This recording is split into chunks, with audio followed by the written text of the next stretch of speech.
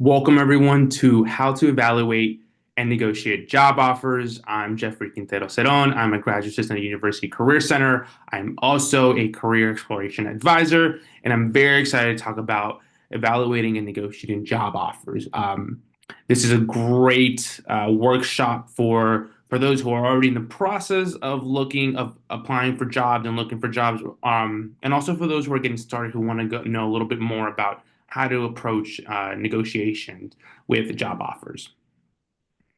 So to look at our agenda, we're going to start with evaluating a job offer and reviewing all the details of it, taking all aspects of the job into consideration. So the way the job, the company you're applying for is structured, explore when and why it may be appropriate to negotiate.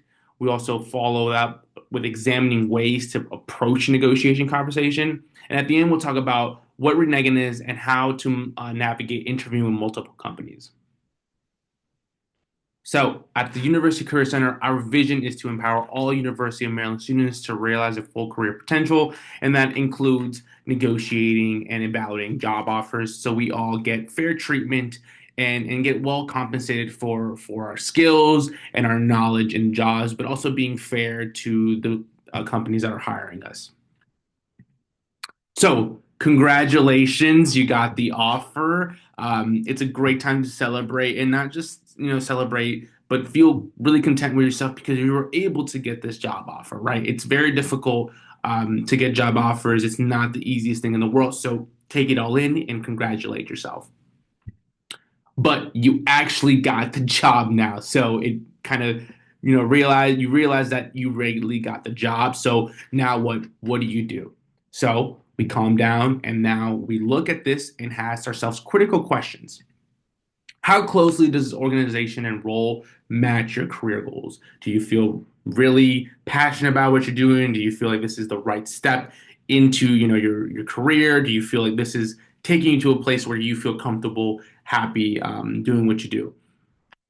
What is everything included in the job offer? So beyond the salary, and we like to focus on salary, but there's more to it. So there's health benefits, there's company retirement contributions, annual sick days, PTO, etc. We'll get more specific into that, but these are things we have to look into our job offers. Do you need more information about the offer? So is there more that you need to know before you make the most educated decision? Remember that you have more leverage before you accept the offer. Once you accept the offer, it can become a little bit more difficult to, get what you feel that you deserve. It's always better to talk about these things before you accept the job offer.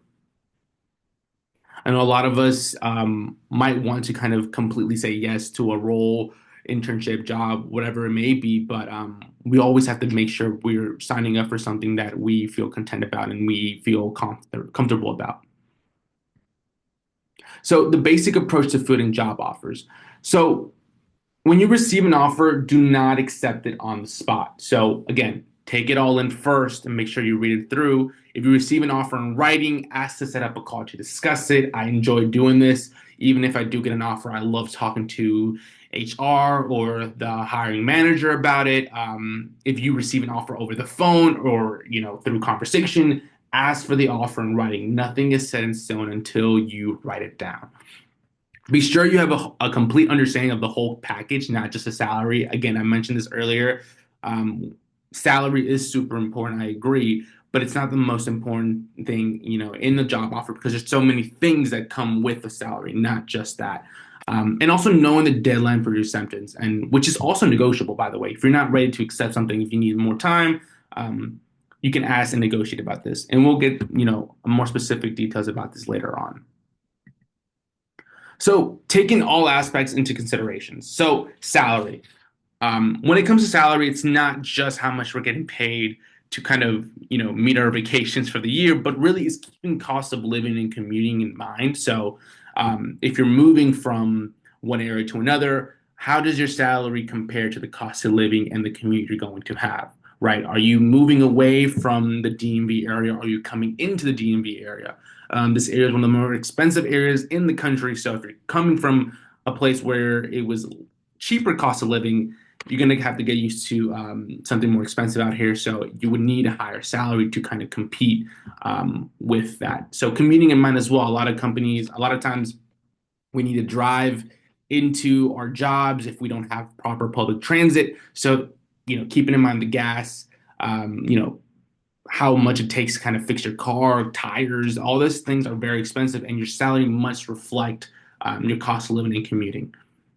The benefits package, and this is to me my most important part is, how does your health and vision plans look?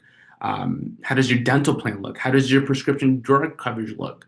And in personal example, I've been in insurance packages where my prescriptions are not covered unless I will go to a specific pharmacy. So for my example, it would be CVS. I could not get anything else other than going to CVS. All my prescription drug coverages go through CVS.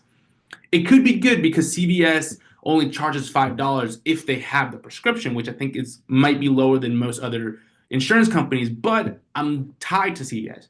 So if CVS does not carry this prescription drug coverage, I can't do it. Like I can't buy it because I have to get it in full price and sometimes even beyond the price that usually you can find it somewhere else. So that's also something you have to keep in mind. Something I didn't even think about until later on is that, oh my God, I'm only stuck with CVS. So it's very important to think about that with your health and vision plan, your dental plan, your medical plan. Does a company have 401k? Does the company match, right? Does the company offer you a 401k match? So some companies, if you contribute at least 5%, they contribute back, or they go up to 9% and no more. It varies by company, so there's no like specific guide to how to approach a 401k package or retirement package. Every company kind of does it differently, and it depends on how they're structured. And we'll go on about that a little bit later on. Some private companies do offer stock options. Some companies give you signing bonuses or quarterly annual bonuses. So I've worked at a company where they gave us annual bonuses and also annual raises. So I think the company started like a 3% annual raise with annual bonuses. Not all companies do this. So it just kind of depends on where you're working. Looking at the organization and the position as a whole. So does the organization and the position meet your values? Are you feeling valued? Are you feeling like where you're going at, you feel like you're at a good place? What's the reputation of the company? So, for example, is the company known for their layoffs? A lot of tech companies like to do large hiring processes, but then often do layoffs. This is again not specific to certain companies. It can change depending on the economy, politics, but do they have a reputation of layoffs? And that's something you can keep an eye out. Are there people working at the company for a long time? Usually they have people who've been there for a long time. It's because they respect and treat the employees fairly. There's a reason why people have stayed there for a while. If you notice there's large amounts of new people or large amounts of turnover, maybe the company isn't doing something correct. So does this work for you? So the start date as well, something we talk about as well is like, especially if you're graduating and, you kind of want a week before you start working, that's something you can negotiate as well. Does the start date work for you in your personal life? And also, does the company give budget for conferences? Do they help you with certification, with training, with tuition remission? Right. And to me, the most important part is tuition remission, especially if you want to go back and get a master's or a PhD. Does the company support you developing professionally outside of the company? Are they willing to support you through getting a master's degree, right? And these are things we take into consideration when thinking of which job makes the most sense for me. It's not always about the salary, it's about everything that comes with that. And the salary is just a way for us to buy things to kind of move up, but everything else is very important in a job because this is your kind of life. Your job is takes up most of your time in your life, so it has to meet a lot of these values and benefits that align with you and your life. So understanding the offer. So a way to kind of express this is to say, thank you so much for the offer. I'm excited about the opportunity. This is a very important decision, but I just want to make sure I take the time to read the offer in its entirety, right? So it's not saying no, it's not saying this, it's just acknowledging that you got the offer, that you're very happy about it, but you need to read it the full way. So a way to look at this is, I understand the salary being offered is 60,000. Can we also talk through about the benefits package in greater detail? Your supervisor could do this, or your HR. I've spoken to HR before. I usually go straight to HR. They're usually the ones that kind of give you the job offer or the contract. So I usually have these conversations with HR themselves. It's usually how that works. Smaller companies might be a little bit different, but from my experience, usually you go through HR about these conversations. Determine the preferred timeline for a response. So, is there a deadline for when you will like a response? So, asking when do you need me to respond by, right? I had an issue with this, which I wasn't aware that they wanted my response in like about a week or so, and I was actually taking my time to really read through it. And I was working somewhere else, so I couldn't really go through the contract the way I wanted to. And then I realized, oh my God, I don't have enough time. So this is very important to know when is the time that the company wants you to respond to the job offer. If you have a preference on when you like to respond to the offer, that's when you name it here and have the employer give you feedback. Don't be like me. Don't ask for extensions to the last minute. As soon as you get the offer, let them know you need a couple of days to read it through so you can make sure you make the most informed decision. So considerations to think about. Organizational structures and offers. So this is a very general thing. It's not concrete, and things do change. Specifically, policies, public policy, the economy changes. So these are just general, but they are, for the most part, true. So for-profit companies usually offer higher salary and room for increases. Nonprofits and NGOs, in my experience, and I've lived through it because I've worked through with nonprofits and NGOs, usually give you better benefits. So this could be insurance, better PTO. Usually the benefits are just more competitive. Again, this is general. For-profit companies can have better benefits than nonprofits. It just depends. And in my personal experience, I've had better benefits with nonprofit NGOs, but that's just my personal experience. It doesn't mean it's true for you or for anyone else. Um, this one is changing now currently in May of 2025, but federal and local governments historically have had higher job securities. You've seen more people in working for federal local governments for long periods of time. But something to keep in mind is administrations come and go. The way things are looking for federal and local governments are not always like this. Things change. It could be possible there's a time where federal and local governments are the best jobs, right? This kind of changes depending on policy, depending on the economy. So, for generally and historically, federal and local governments had better job security. Currently, it might not be the case, but it's possible that it comes back to that. So, public service in general is which so government, nonprofit, or working in public education. Usually, after 10 years, student loans can be forgiven with proper paperwork, and this is still present to today. Again, this might change later on, might not change, but usually student loans can be forgiven with proper paperwork. So another consideration to think about, and this is something that I kind of argue a lot too about, is that was there a salary range listed on the job posting? So for me, in my personal experience, I prefer jobs that have the salary range posted because I'm kind of aware of what they're looking for.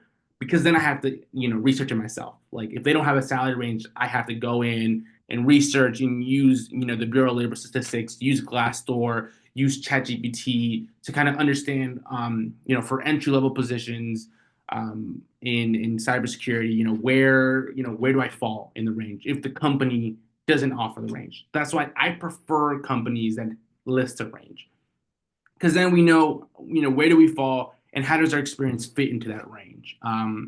If there is no salary range for future final rounds, this is when you can ask about. And I know I've had people ask me when is the best time to ask about the salary range if it's not posted.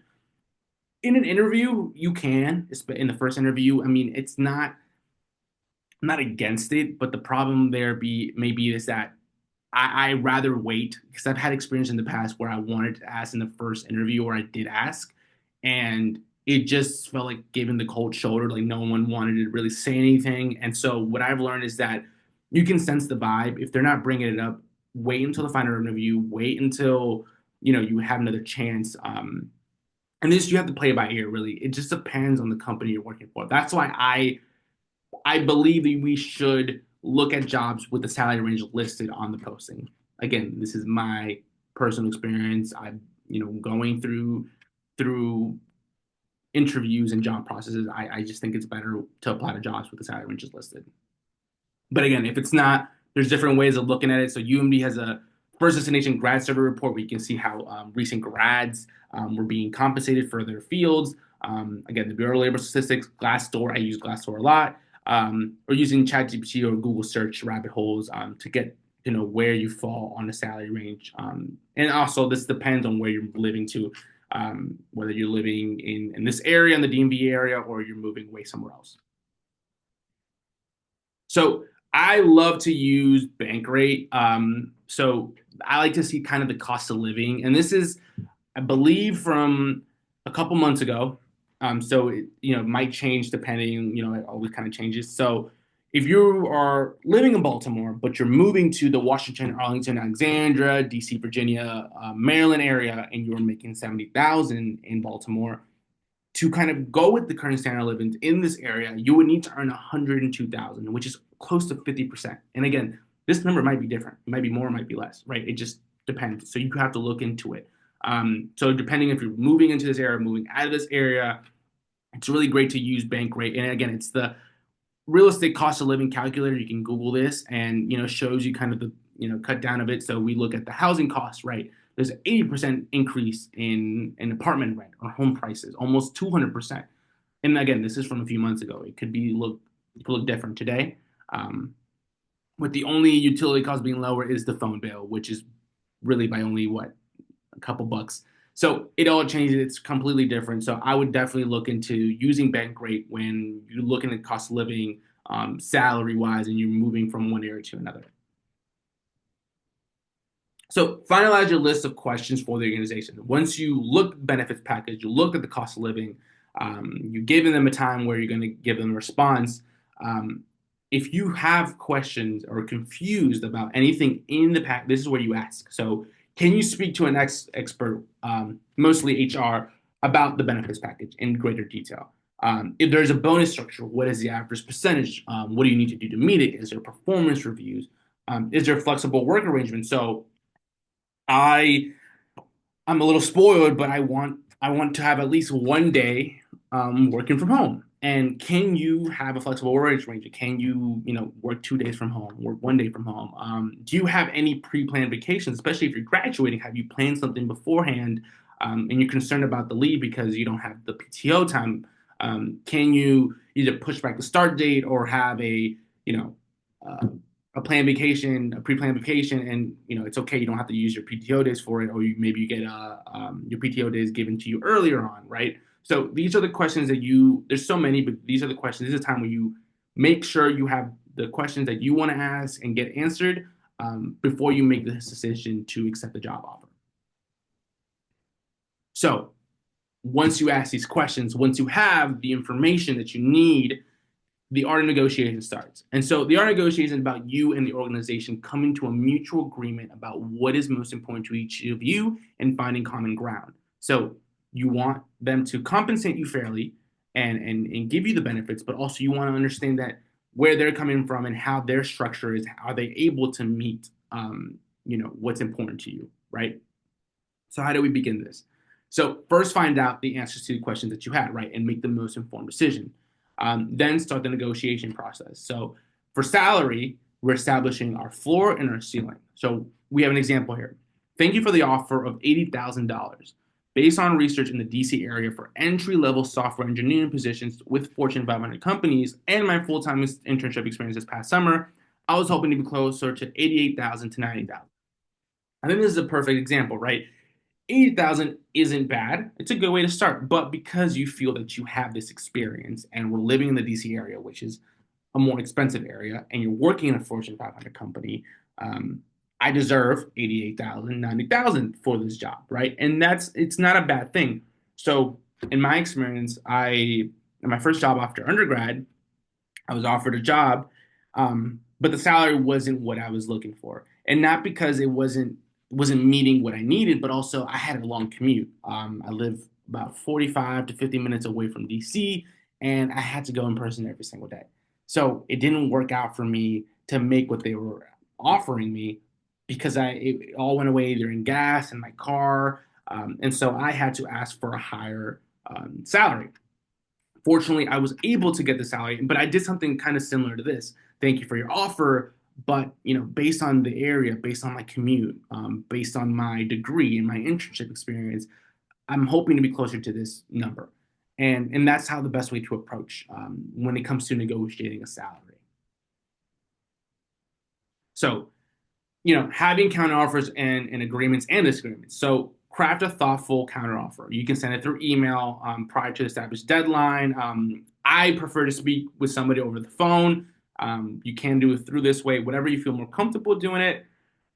This is very important to make a personal required list and a wish list. So what is a non-negotiable on your end and where can you be flexible? For me, I need at least one day from home. I need at least one day from home. That's my non-negotiable. I am not really applying for jobs that are not, offering me that. But if I had to, I would be like, this is a non-negotiable on my end. Can I work from home at least one day a week? Right. Where can I be flexible is maybe the PTO days where I do value PTOs and some companies give you kind of PTO with, they give you 25 days, like for example, and you can use them for either sick or vacation. Some companies give you like separated. So, sick is on one side, vacation time on the other time, right? I'm okay. I'm flexible with how they work about that because I mostly more my importance goes towards working from home. If I work from home and I'm feeling the best one day, I know I can relax at home and kind of work from home and not feel like okay, I feel sick. I got to go into the office. So that's the way I view it and I perceive it. But everyone can be different, right? So this is why it's important to make a personal required list and a wish list. So, what happens if we cannot agree with the negotiation process? Regardless of the outcome, just express gratitude and bring closure. Be fair and understanding. Even if you don't take the positions, you might one day work with the supervisor or this HR rep, or maybe later on, maybe this company, you come back to it. So try not to burn bridges. Just try to be understanding and try to find common ground. Again, this is a conversation. It doesn't have to be kind of a shouting or disagreement. Um, and be fair to yourself, first and foremost, be fair to yourself, but also understand if they're not able to meet your requirements or your wish list. So, what should I do if I'm interviewing with multiple companies and receive other offers? So, if you're seriously interested in other companies, reach out to let them know you received an offer with a deadline X to decide. So the point is that it's not letting them know that hey, I have this great job offer that they're offering me this and this and that, so they can kind of counter offer. No, it's just letting them know that if you did receive an offer in your interview with other companies and you're still waiting for the response, let them know, hey, I received an offer. I have about a week and a half to decide. Could you please let me know if you're still considering me for the job because I need to give them the decision, right? This is the best way to approach it. Again, it's not pinning companies against each other. It's just letting them know, hey, I got another job offer. If you have multiple offers at one time, just be careful, again, not to play against companies with one another. Only negotiate with the companies you're really serious about working with. Try not to kind of pin it and see if you can get more out of one company. It's not the best thing. It's not really the most ethical thing to do. Be serious about where you want to work and be honest about that. So reneging and do not accept an offer thinking I can renegotiate later and take another job. So again, you could burn bridges with the organization or the recruiter in the future. So if you accept a job offer today and say, well, I'm gonna just take this because it's the safe option, but a month later I get another offer, I'm gonna leave. It's not the most ethical thing to do. You could hurt your chances with other organizations in the future, especially because recruiters talk and move around. It's unethical to accept a job offer and then back out before so you can start pursuing a better offer, right? If you need more time to make a decision, you have to be transparent and honest. It is the most professional thing to do, the more ethical thing to do, and it saves you later on because you build a trust within not just yourself, but the people around the University of Maryland. So reneging an offer. So once you formally accept an offer, the employer could consider that acceptance as binding. So backing out of the job offer after you accept it is called reneging, and it's considered extremely unprofessional.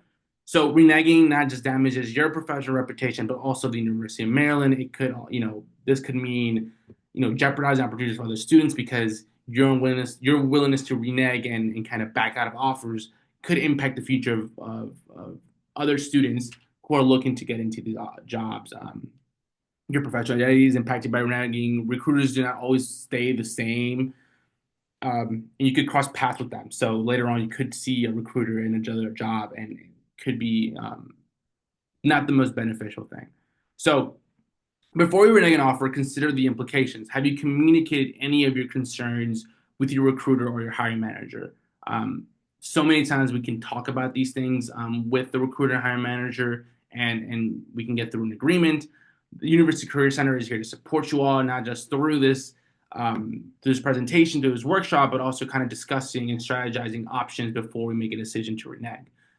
If you do decide to renege on your commitment to accept a different offer, there could be consequences. So your handshake tag could be disabled.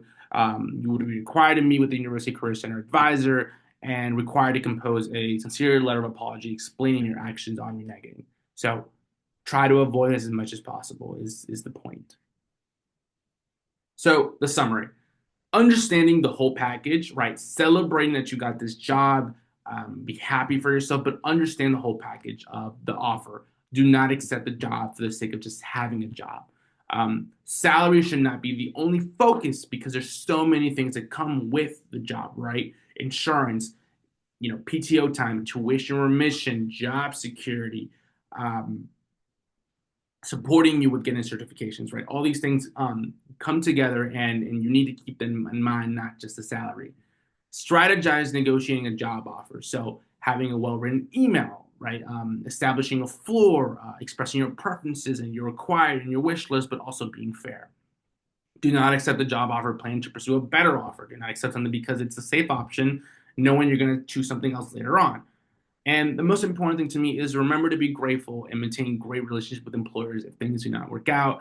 We don't always get what we want in life, and it's always a good idea to kind of be grateful and maintain these relationships because you never know when you're going to meet these people later on in your careers. You are young, and we have so much people that we're going to meet around and move around with, so you never know who will be your next coworker, your next boss. You just never know.